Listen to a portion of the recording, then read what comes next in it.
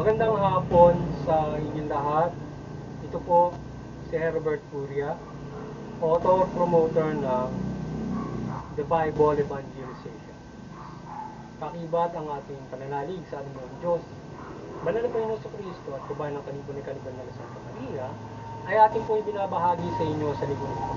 Ang mensahe ng ating Banal na Panginoon. Ang tema ng mensahe ng ating Banal na Panginoon Diyos ay kailangan ng pananamit sa pagsunod sa Diyos.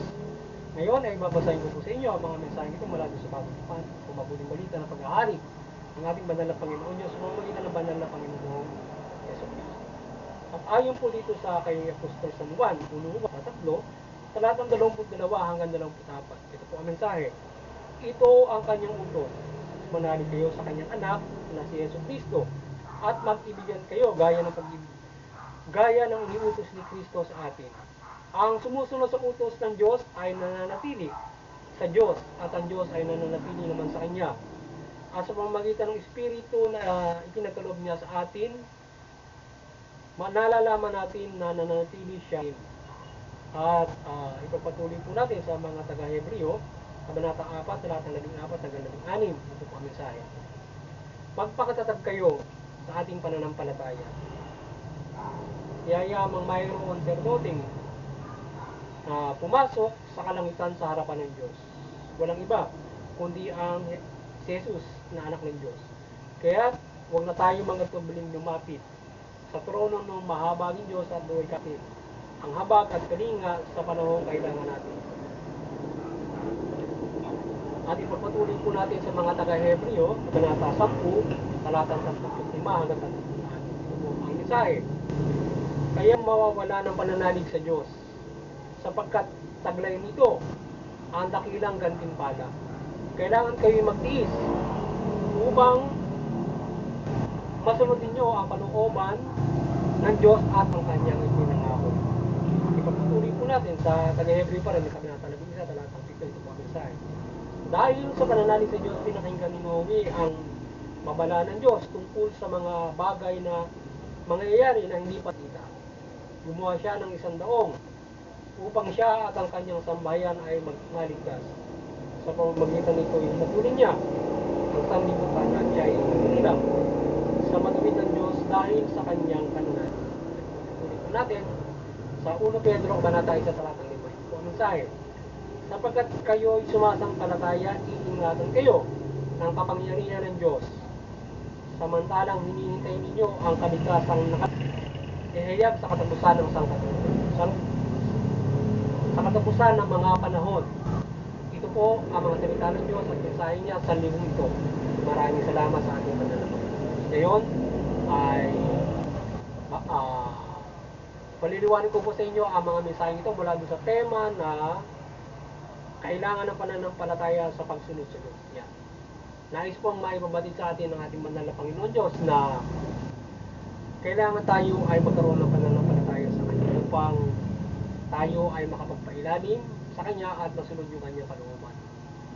Para tayo ay magkaroon at tamasayan natin yung ipagkakaligtasan at nakaisa sa Kanyang walang hanggang paghahari at pagpapala na Kanyang ibibigay sa takdang panahon. So para tayo ay makamtan natin yung walang hanggang buhay at pagpapalang yan, kinakailangan tayo manampalataya tayo na sa ating banal na Panginoon. So manampalataya tayo na may Diyos at manusunod natin yung kanyang kalooban. At manampalataya tayo na mayroon tayong makakamit na buhay na walang hanggan at pagpapala na hindi natin mataturok na ibibigay at inilaan ng Diyos para sa atin. So yan ay ating dapat panampalatayahan upang makapamuhay tayo ng mabuti, matuloy at naaayon sa kalooban ng Diyos mula doon sa mabuting balita na kanyang inihayag sa pamamagitan ng kanyang bugtong na anak na si Panginoon sa Kristo. Kaya ang kanyang utos, panaligan natin ang ating banal na Panginoon sa Kristo para tayo ay magkaroon ng kanilang patakdang panahon na kanyang inihayag sa pamamagitan din ng banal na Panginoon sa Kristo. Sinasabi ng ating banal na Panginoon Diyos, manalig tayo sa ating banal na Panginoon sa Kristo at sa kanyang mga inihayag at siya ay itinalaga para pagharian tayo. So paniligan natin ang ating Panginoon sa Kristo bilang itinalaga ng Diyos ng kanyang bugtong na anak na pagarian tayo at pamahalaanan tayo sa pamumuhay na ito hanggang sa itinakda niyang panahon na paghuhukom at tayo ay kanya ring pamamalaanan dyan ng 1,000 taon hanggang sa itakda niya na yung after nyan ay tayo ay gaganapin niya yung ganap na paghuhukom at paghihiwalay niya yung mabuti at masama. So ngayon pananampalatayaan natin ang Panginoon Diyos mula dyan sa isinaan at ipinahayag ng Panginoon Kristo. Ang sinasabi ng mabuting balita at ang lumang tipan. So parehas yan o ang pinaniniwalaan natin ang pahayag sa Diyos mula doon sa luma at bagong tipan. So pinaniniwalaan natin ang Panginoon Diyos. At mga ginawa niya na panggabay sa atin mula simula hanggang sa banal na Panginoon Kristo. At hanggang sa ngayong panahon na ito na tayo ay patuloy niya ginagabayan hanggang sa wakas ng panahon, gagabayan niya tayo o hanggang sa wakas ng mundong ito, gagabayan niya tayo para tayo ay sa ating pamumuhay na ito, lalong-lalo na para sa ating kaligtasan spiritual. So yan ang anais ng ating pagkakas. At kailangan natin, sinasabi ng Diyos, kailangan mong manampalataya para masunod niya, kagaya ng ginawa ni Noe, na hindi natin alam yung mangyayari sa kinabukasan. So ngayon, si Noe, binabalaan niya gumawa ng doong dahil nga sa gugulawin niya yung mundo. So sumunod si Noe at binuno nga ng ating mananampalataya. Sa panahon ngayon, sa inihag naman niya sa Panginoon Kristo, binabalaan niya tayo ay gagawa rin ng pagpunaw sa mundo sa takdang panahon. Kaya sundin natin siya sa pamamagitan naman ng pagsunod sa Panginoon Kristo na mamuhay tayo ayon sa inihag ng Panginoon Kristo. Hindi naman tayo gagawa ng daong sa pag-unaw ng mundo, kundi mananampalataya tayo sa pamamagitan ng banal na Panginoon Kristo, magpapailalim tayo sa kanyang pag-aari. Sa ngayon, tayo ay magkakaroon ng kaligtasan pagdating ng takdang panahon sa paghukom.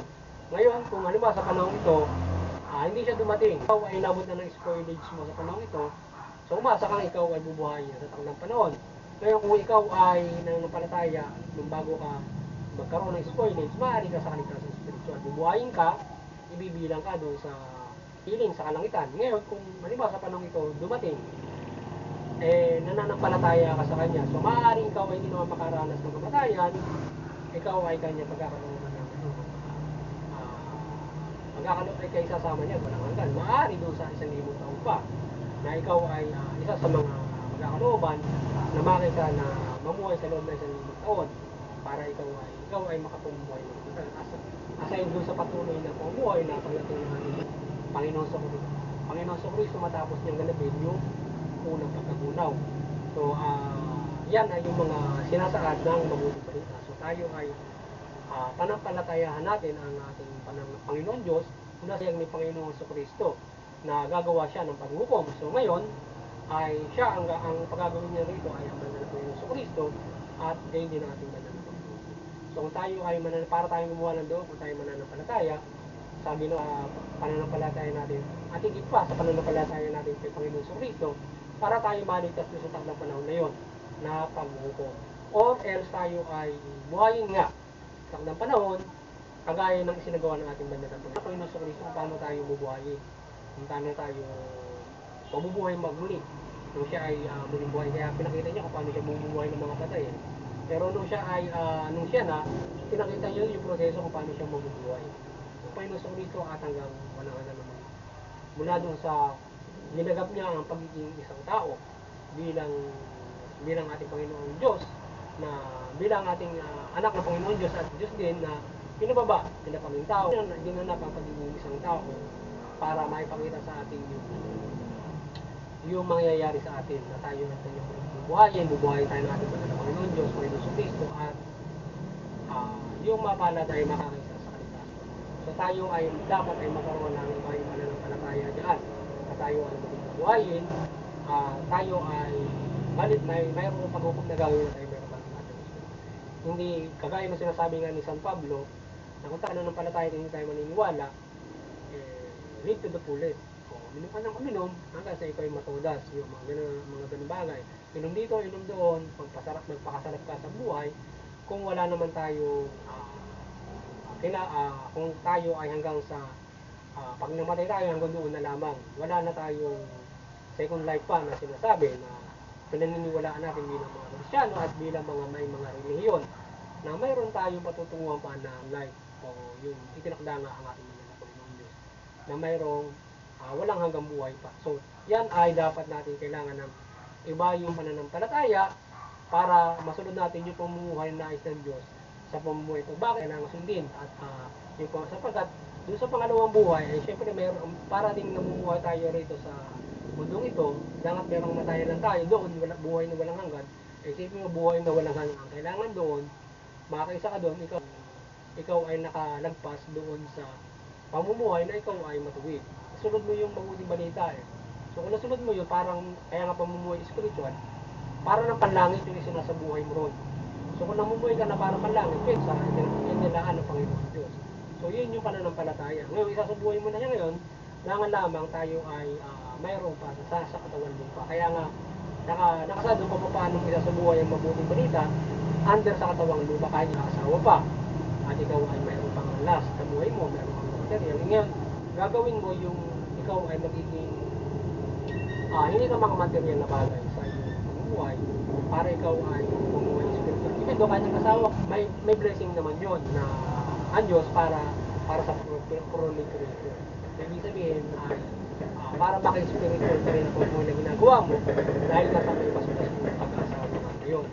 Natin ngayon, kinakailangan sunod mo yung maayos na pag-asawa dahil para natatak sa demonyo dahil nga doon sa meeting na ginagawa. Dapat hindi ka doon sa reproduction hanggang marriage pa nga.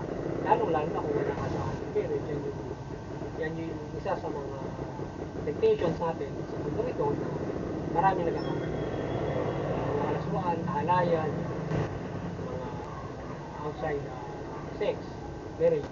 Ang gusto kasi ng Diyos under marriage yung reproduction, hindi outside. So, kapag outside, pagkakasalan na yun. So, buksan ng demonyo mula doon sa dinudulot ng sexualidad. Kaya tayo ay dapat ay lumos naman ng palataya para maisabuhay natin yung mabuting balita na gabay na para tayo higit pa. Pagbuha tayo para sa gagawin pag-uubog ng ating mga. So ngayon yung pananampalataya mo na dala-dala mo, hindi ka maano, parang bagyo. Pagka bumagyo, hindi ka maano sa bagyo. Kahit gumulong ka pa ng mga lima, buhay ka pa rin palagi. Dahil lang pala, hindi ko mabayaan yung mga tipong mga ganung mga bagay kapag ikaw ay paggagawin na niya na yung pag-uukog sa tama. So yun yung oras. At maliban dyan ay siyempre yung pang-araw-araw mong bumuhay, bigyan ka niya ng kaligtasan at pagpapala. Gabay nga kung ikaw ay napalataya sa atin. Muli sana nagabayan naman kayo ng The Bible Evangelization sa inyong spiritual na pamumuhay at kayo magabayan ng magkaroon kayo ng malaking pag-asa sa kaligtasan ng spiritual. Kaya patuloy tayong umaasa na gabayan tayo ng Maria sa ating patuloy na pagbabahagi ng salita ng Diyos at tayo gabayan niya sa ating pagbabahagi nito at sa pagtalima ng mabuti. Ngayon man, hindi natin pagpunan ang pagtalima nito at ito ang pagbiligtas sa atin. Salamat tayo kung tayo ay magabayan ng Espiritual ng Diyos mula ba ng Santa Maria. Ngayon, higit sa dati tayo ay pinagkalooban ng Espiritu ng Diyos na nakagabay sa atin at pagpapala na ginagawa niya para natin pagbuhay. Yung tayo ay huminga, tayo patuloy na kapamumuhay, tayo ginagabay ng ating Panginoon. Sa tingin tayo doon sa mga hindi na nampalataya na tayo ay makapamuhay na maayos kung tayo sa gabay ng ating Panginoon. Kung tayo ay nangyayas sa ating tayo natin yung gabayan. Kung tayo manusunod natin yung mabuting balita sa lahat, mas higit na tayo ay makapamuhay ng mabuti. Ngayon, kung tayo ilan nakasusunod dito, tayo gagabay ng ating banal na Panginoon upang pinumawak upang tayo ay maisabuhay. So, doon naman sa Interfaith Unity, patuloy tayo magkaisa, gabayan tayo ng banal na Panginoon ng banal na Santa Maria. Mabuklod tayo sa pagpapairal ng kapayapaan, pagkakaisa, at pagtulungan. So, mag-i-emplo sa buong mundo, pagkakaisa ng pamahalaan, maging matibay ito, mga tao, mga lahi, mga grupo. Sa gayon, hindi nagkakaroon ng mga hidwaan, mga labanan, mula doon sa ating mga reliyon na hindi nagkakaunawaan. Sapagkat maraming paniniwala sa buong mundo mula reliyon at iba't ibang pananaw. Politika, reliyon, at iba't ibang mga pananaw. Sa ngayon nagkakaroon ng hidwaan dyan at nagkakaroon ng labanan. Lalong-lalo na sa pamumuhay saan ay mayroong lumalabang, mayroong hindi. Talaga yun ang ating. So mula sa ating mga reliyon sa mga gabay natin ay iiral yung pagkakaisa, kapayapaan, tutulungan. Sa gayon, pagpapahiran yung mga gabay para makapamahala ito ng mabuti, matugon niya yung mga pangailangan ng bawat moment at ng buong mundo. At doon naman sa CBCP at Vatican Church, patuloy kayo na magabayan ng ating banal na Panginoon Diyos, Panginoon ng Santa Maria. Maliwanagan kayo at patuloy yung pagbuklod ng sangkatauhan at mula sa bansang Pilipinas sa pananampalataya sa Diyos mula Panginoon sa Kristo at mabuting balita. At ngayon din tayo ang Banda Bible Evangelizations ay patuloy nating mabuklod sa pagbabahagi ng salita ng Diyos at mabuklod natin ang sangkatauhan sa pananampalataya sa Diyos mula Panginoon sa Kristo at mabuting balita natin binabahagi niya. At doon sa mga kapamahalaan, kayo ay magabayan ng Maria at ng mabuting balita, kayo ay makapamahala ng matuwid at matugon ninyo. Kayo makapamahala ng matuwid, patas justisya at matugon nyo yung pangangailangan ng lahat mula din sa karapatan. Sa panahon ngayon na ito ay naikinig ng Panginoon Diyos ang yan at tayo ay makapamuhay ng mabuti dyan. Sana yung ating mga pamamahala matugon yan. At kayo magabayan ng ating balita, ng ating banal na Panginoon Diyos, Panginoon Son. At kaliwanagan ni Banal na Santo Papa. Magandang hapon sa inyo lahat at doon din, doon sa aming kapamalaan sa lokal na pamahalaan ng Panta Quezon, magabayan kayo ng ating Maria at kayo ay makapamahala ng mabuti. Bagay doon sa PNP doon, kayo ay magabayan sa makatarungan ninyong serbisyo bilang pulis. Yan. Sa enforcement. Kayo at kayo makapagpahirap ng patas ng justisya at mabuting pamamahala. At doon naman sa aming parokya sa Infanta Quezon, magabayan kayo patuloy ng Banal na Santa Maria, maliwanagan kayo, patuloy yung matutuklod yung mga mayor ng Infanta Quezon sa pananampalataya sa ating Panginoon sa Kristo at mabuting balita. Mabuhay tayo ng mapayapa, maunlad sa bayan ng Panginoon. Nakabuti lahat.